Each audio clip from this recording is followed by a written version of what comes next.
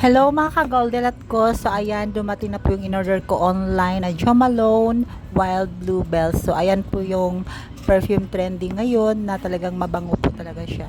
Actually mga ka-Goldelat ko is umorder po ako ng hindi po siya parehas ng seller. Then so sad po kasi yung isa is talagang fake po siya.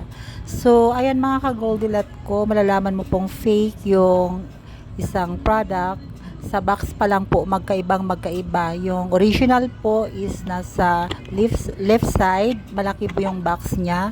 And then yung fake po is nasa right side, maliit po yung box niya. Sa box pa lang po mga ka-Goldelat ko is talagang malalaman mo ng fake na po siya.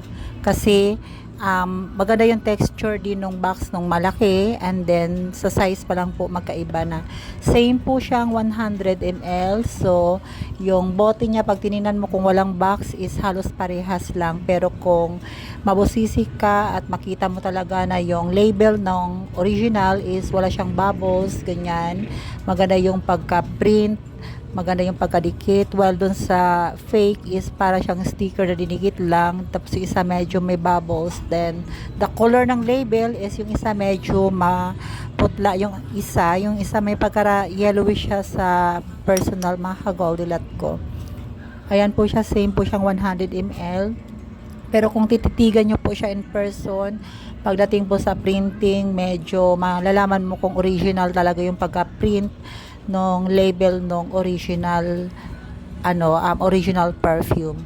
So ayan mga ka-Goldelat ko, mura lang po ang price niya. Naka-sale po siya ng 849 yung original, and then yung fake po is something, hindi siya nagkakalayo 500 plus. Din nakuha ko po siya ng 77 promo nila. Yung original is nabili ko lang po siya dahil sa voucher ng 600 plus, 680, mga ganon. Mura lang po siya. Then yung fake naman po is